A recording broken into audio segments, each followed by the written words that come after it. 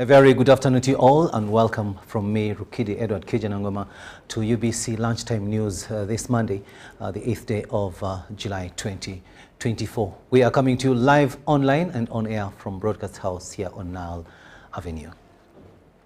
Now, the hearing of the attempted murder case of General Edward Katumba Wamala and the murder case of his daughter Brenda Nantongo and driver Haruna Kayondo did not happen as expected today due to the absence of the three trial justices, Justice Andrew Byabashaija, Richard Wejuli and Winfred Nabisinde.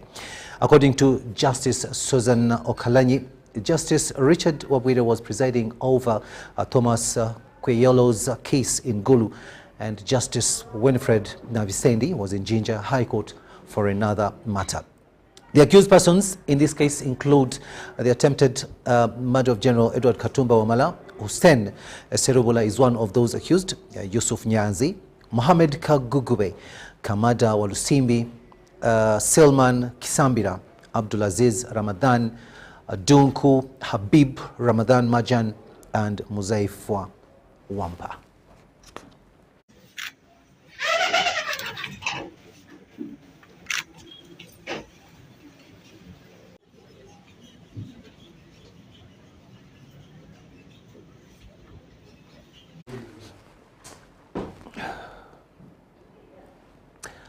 Now, Buganda Road Magistrates Court has charged alleged top ADF commander Swaleh Abakar, aged 31, with 4 counts of terrorism, organizing crime, rendering support to the ADF and belonging to Allied Democratic Forces, and remanded to Luzira government prison.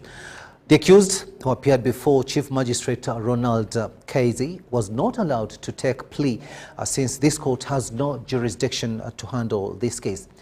Prosecution, led by John Maki, informed court that inquiries are still ongoing in this matter. Swaleh Abakar is facing these charges with Suleima Nsubuga, who is on remand in Kitalia prison on charges of unlawful possession of fire ammunition.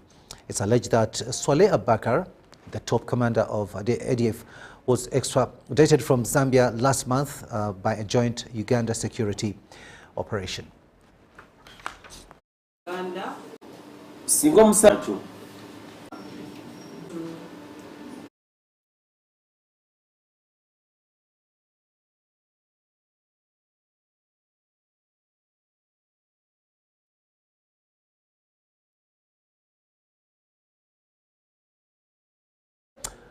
Now, the Immigration Office has arrested 135 nationals, foreign nationals rather, for lack of required facilities to operate within Uganda. Now, these have been screened and some have been deported to their home countries. This was revealed during the weekly security briefing at police headquarters in Naguru, where the Assistant Commissioner of Police, Rusoke Kituma, made his first maiden press briefing. Take a watch. Last weekend, we carried out operations on illegal foreigners in the country around the areas of Kabalagala, Kansanga, Muyenga, Gaba, and in Kampala. And among that, 135 suspects were apprehended, and 200 foreign nationals were verified, and they were found that they have legal immigration facilities. The arrested ones, however, are in custody and will be taken to court, and relevant penalties will be given. We urge all foreign nationals to ensure that they get relevant immigration facilities in accordance to what they are doing in the country. These include work permits for those that are employed and those that are investors into the country, student passes for those that come for purposes of study, dependent passes, the spouses, the children of foreign nationals, special passes for those on short-term employment, which is not exceeding 3. I take the honor to express my gratitude to the Inspector General of Police, Abbas Byakagaba, for entrusting me with this responsibility. This is an illustration of trust, but also an opportunity to grow along my career path. I appreciate my predecessor, Senior Commissioner of Police, Fred Enanga, for his remarkable contribution and dedication to this Office of Press and Public Relations. I'm cognizant of the uphill task ahead of me as I undertake the assignments entrusted upon me. However, I pledge to commit my effort and expertise with the dedication to the expectation of the IGP, the institution of Uganda Police, and the people of the Republic of Uganda.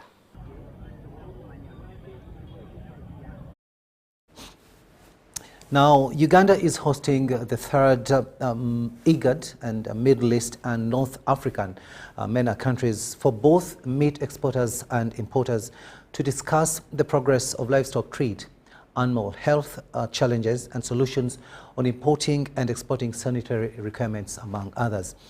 The high-level meeting that has convened in Entebbe aims at addressing issues like foot and mouth disease, differences in regulations from importing countries that are hindering the exportation of livestock from Uganda and other IGAD countries to destined MENA countries. During the official opening of the meeting, Dr. Rose Adamon Okurut, the Chief Veterinary Officer and Commissioner of Animal Health at the Ministry of Agriculture, Animal Industry and Fisheries, said Uganda is addressing the issue of foot and mouth disease in order to treat livestock and create zonal areas where meat can be sold that's not affected by foot and mouth disease. Aggressively working to improve animal disease surveillance, vaccination and disease control to improve compliance to sanitary requirements as well as halal standards and to produce marketable animals. The governments and exporters of this region are looking forward for improved collaboration to increase the market share in the MENA countries in order to fully utilize the potential. The IGAD region is Africa's largest exporter of live animals, and the IGAD to MENA countries cross-border trade is one of the oldest and most vibrant livestock trading systems in the whole world, contributing significantly to the region's food security and economic growth. The income from export sales represents around 80% of the annual income of many pastoralists in this region. However, whenever this trade is stopped, the impacts on national economies and households are severe, be it due to travel restrictions and related decrease in demand, or be it due to livestock diseases such as Rift Valley fever or foot and mouth disease, when importing countries need to implement import bans. As Uganda, what we have organized is to ensure that all the livestock in Uganda, all of it, the cattle, the sheep, the goat, and the pigs, those that are susceptible to foot and mouth disease are going to be vaccinated within 3 years. And once we vaccinate all of this, we are going to bring down the prevalence of foot and mouth disease in the country. We have been able to initiate a private sector consortium called the Uganda Meat Processors and Exporters Consortium. It is a very new initiative under the private sector, and we hope to officially introduce it to the Ministry of Agriculture. And the ultimate aim is to be a gatekeeper of those who are exporting beef, because we don't want misrepresentation.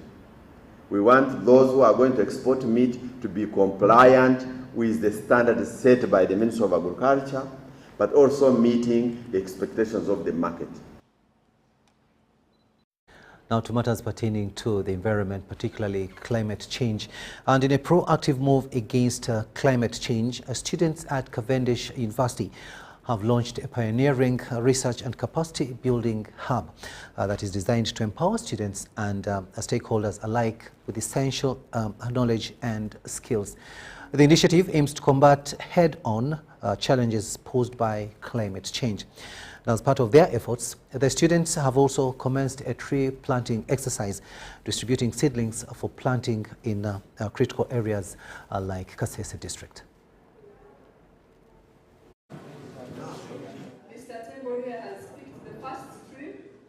The area of the environment is very relevant because our university is doing everything that it does mindful of what we call ESG factors, environmental, social, and governance factors in whatever we do in planning our infrastructure, in planning our programs, our education programs, in planning our partnerships with our external stakeholders, because it's not just about us, it's also about the people that are out there, the environment in which we live. We know what to do. Do we lack data? 35%, only 35% of Ugandans access safe water. 65 take non-safe water. And we are speaking English seated here. Why don't we go to the field? Doctor, you talked about Chirembe mines. You are worried, but because the health facility was swept away, are you worried about the people up the mountains? Their products can have an impact on how we are dealing and addressing the impacts of climate change. Today we have had some of our students showcasing some of the products that they are converting into environmentally friendly or useful products. So this is a center that is going to help our students to develop enterprising initiatives that can help address climate change and the problems that we are facing in the environment. On social media, if possible, we would like to know where you planted the trees. To the health sector now, and the Pakistani community in Uganda has reaffirmed its commitment to providing free eye treatment to Ugandans nationwide. Now, this commitment was underscored by the Deputy High Commissioner of Pakistan to Uganda, Bilal Mohsin, during the ongoing 14-day free eye surgery health camp.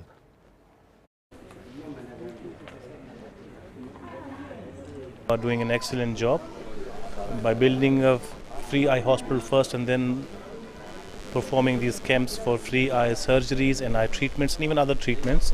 So far they have treated 5,000 people with the surgeries, and they have treated other patients for minor eye disease and other diseases in the large number.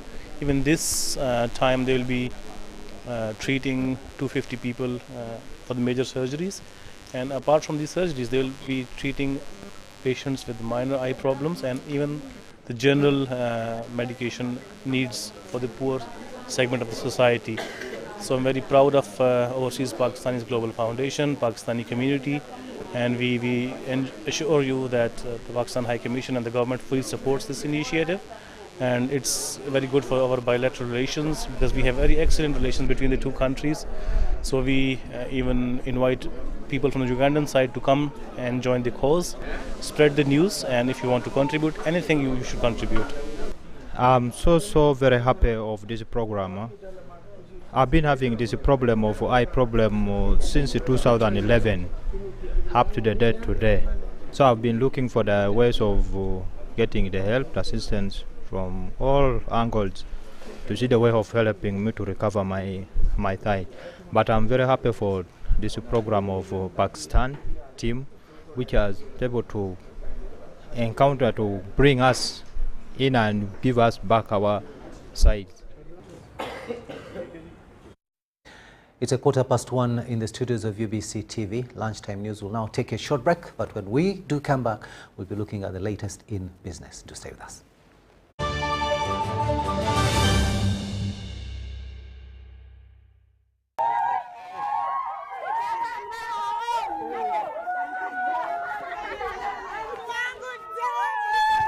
Amanya gange nze Namtebi Sharon, nga nkolera wano wennyini Saka Kirombe oba Makindye. Empangula gye nawanguddemu ssente mbadde nga nkozesa mobile money nga nsindika school fees w'omwana ku ssomero. Okutegeera nti mpangudde, nze mutima neegambye nti kambalinde bamale okujja ndyoke nzikirize nti mpangudde.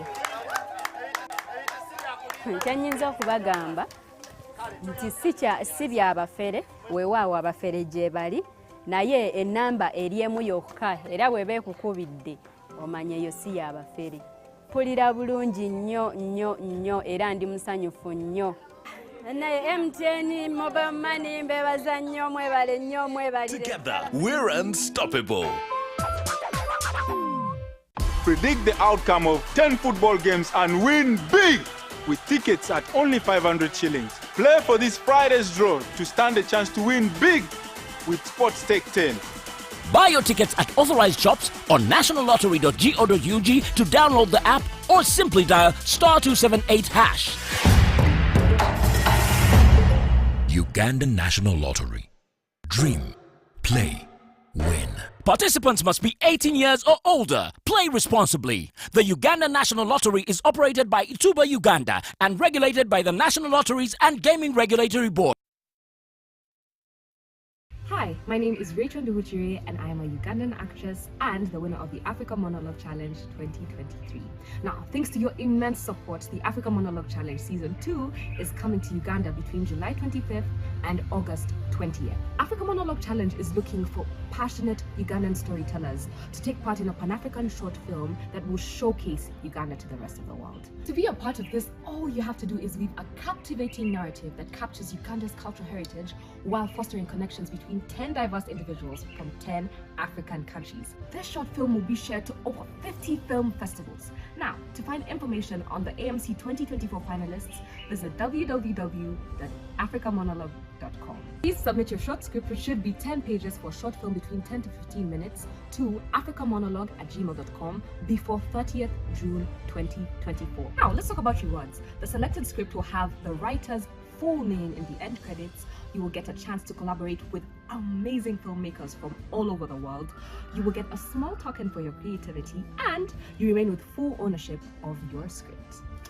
Let's work together to create a Pan-African film that will echo African stories throughout the world.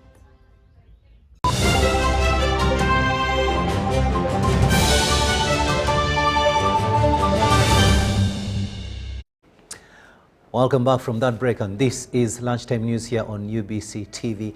A warm welcome to those of you just joining us. I am Rukidi Edward Kijanangova. Let's talk business now. And Uganda National Oil Company has guaranteed the public that it will give the oil marketing companies the most competitive fuel prices, and it's expecting these to be reflected at pump stations. This assurance follows the commencement of UNOC's implementation of sole importation of the fuel mandate. Last week, 2 vessels docked with 138,000 metric tons of refined petrol and diesel at the port of Mombasa in Kenya, all of it destined for Kampala. Take a watch. Last week, 2 fuel vessels docked at Mombasa port in Kenya as Uganda National Oil Company UNOC implemented its mandate for the sole importation of fuel. Tony Otoa, the Uganda National Oil Company Chief Corporate Affairs Officer, explains that this new development is a significant milestone to the sector and UNOC as an entity. For the first time, a Uganda National Oil Company is doing this for the country just to make sure that, number one, we have, secure deposits or secure oil product in our country, to make sure that at all time we have product in the country. But number two, we are cutting out what could have been a very tricky situation for most Ugandans, where we have limited access or limited control of the product coming into the country or the products within the country. The fuel discharged into the Kenyan pipeline company's infrastructure will be delivered to storage facilities in Eldoret, Kisumu and Nakuru towns in Kenya. From there, it will be transported by tankers to Uganda. Otoa explains the previous process before this new initiative. Before this was happening, you had a refinery company dealing with its company that then sells to Trader 1, or rather, the company is Trader 1, that sells to Trader 2, then to the oil marketing company in Kenya, which then sells to the oil marketing company in Uganda, and then to the pump. What we're simply doing is eliminate those trader to oil marketing company and deal directly with the refinery company as UNOC and our partner Vito, and all the way to the Uganda marketing company. Meaning that when you have the Uganda oil marketing company dealing it, you have cut out some middlemen in there who were actually increasing a lot of, the cost. And also when you think about the value chain, everyone has to make some money, right? Here we've taken out the people who are making money in the middle to do it as ourselves, as a Uganda National Oil Company. With this new development, is there a likelihood of palm prices to drop in the country as anticipated by the public? We are giving the oil marketing companies, the oil marketing companies, the best price, the most competitive price, and we should expect them to reflect that at their palm prices. But what we are also doing, or in addition to this as well, is making sure that we have supply, stock at all times, meaning that there is no issues of demand and supply. A lot of the time what affects prices is because the product is not in supply, and the few places that have it put it up at a higher price.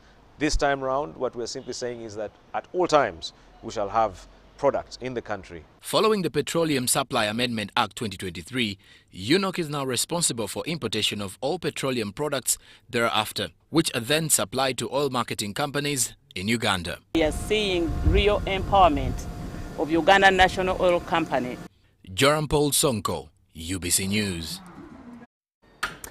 Now, residents of Busia district have been urged to embrace government programs to boost their household incomes for better livelihood.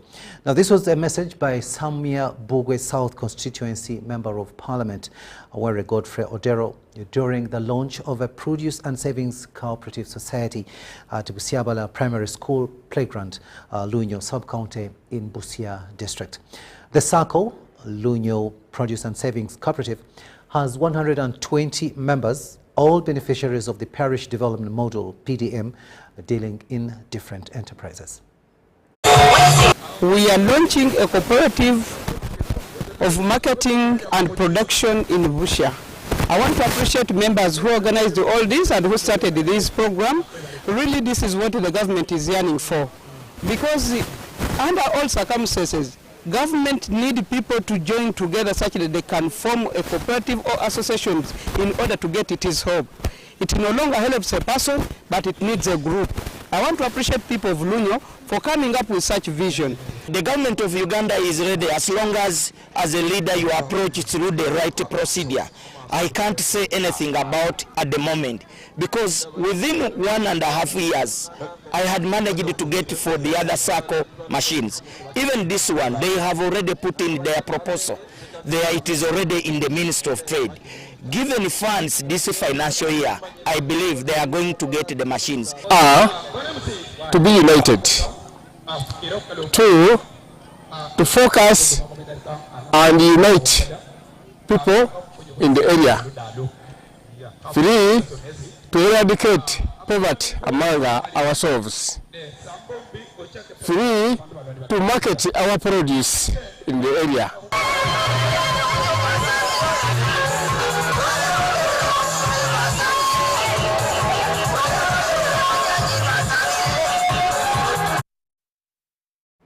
To Arua City now, and members of Arua Mothers City Sacco are calling upon President Yoweri Museveni to fulfill a pledge he made to the Sacco through the late Ibrahim Abiriga.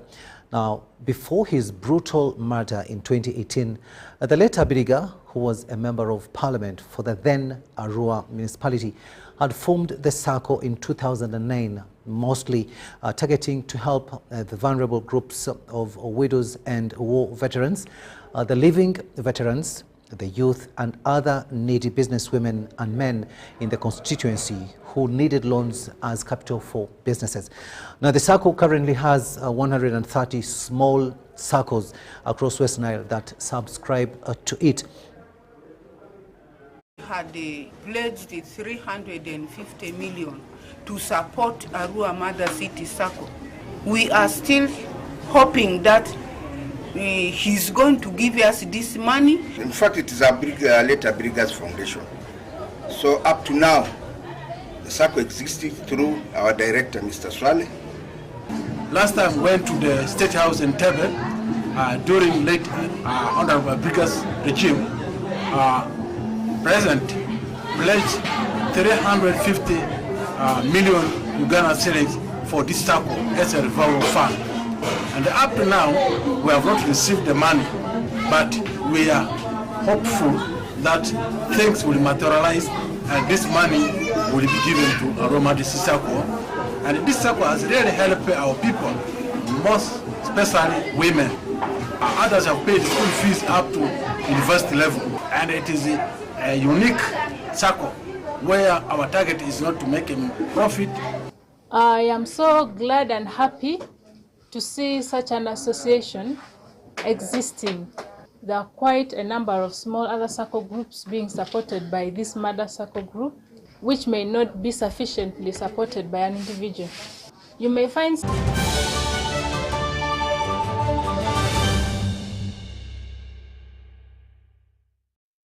welcome back. Now, news just in. A one-week cabinet retreat has kicked off at the National Leadership Institute in Chankwanzi.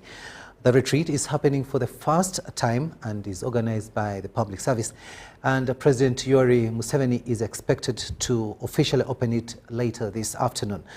The head of Public Service, Lucy Nachobe, says the retreat will discuss gaps in government service delivery, land grabbing, and that monster called corruption. SEC members and HE the President, Vice President and Prime Minister will be in attendance.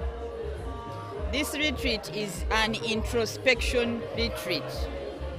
It is a retreat where we shall be putting a torch in ourselves to see what has gone wrong. What are the performance shortfalls in the public service? What is causing these shortfalls? What are the practical solutions? What are the responsible centers and the time frames for rectifying whatever is going wrong? And the objectives of this retreat are mainly four. One, as I've said, we are going to identify the performance shortfalls, get the practical solutions, and the time frame and the responsible centers. Two, we are going to impart knowledge and skills on our leaders. Three, we are going to get guidance from the President. And lastly, we build the cohesion amongst ourselves as leaders.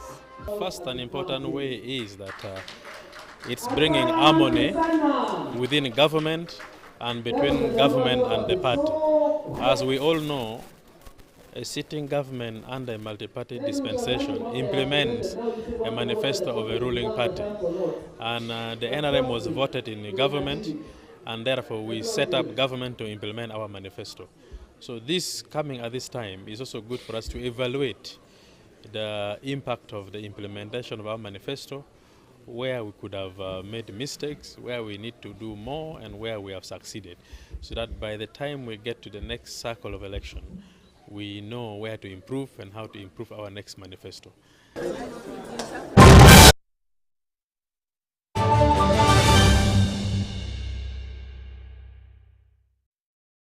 Sports news now, and we begin with badminton, where the Uganda International Para-badminton Championship climaxed on Sunday at the Lugogo Indoor Arena, where international players dominated the top podium finish. Sarah Naziwa was the only Ugandan to claim a medal. Podium finish. Sarah Naziwa, the wheelchair one-star, secured Uganda the only women's single silver medal, which she lost in the final 2-1 against Brazil's Jaciliana da Silva.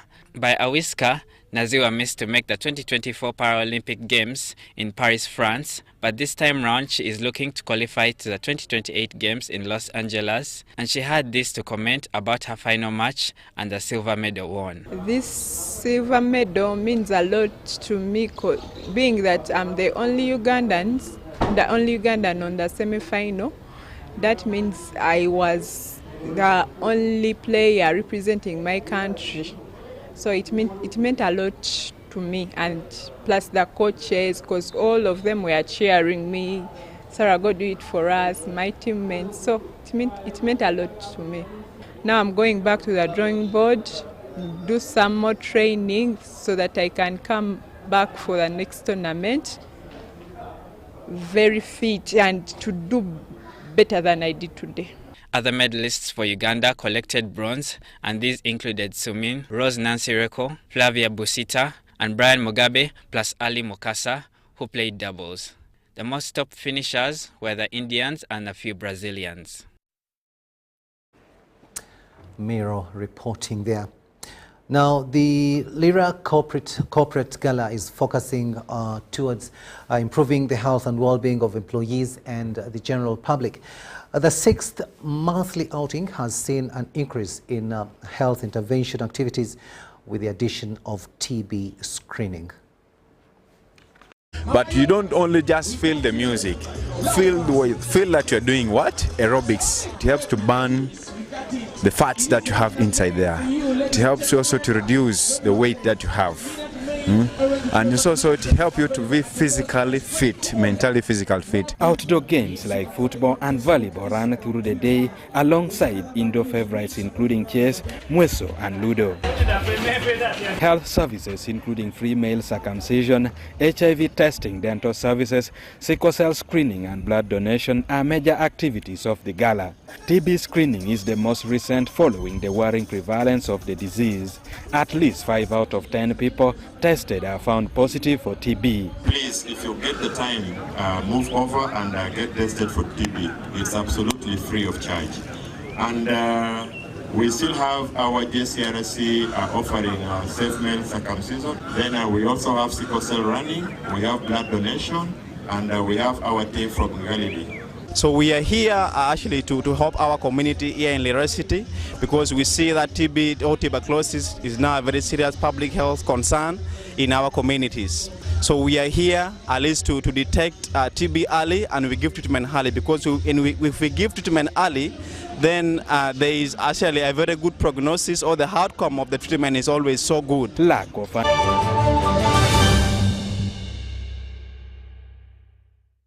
In kept us company. My name is Rukidi Edward Kijanangoma.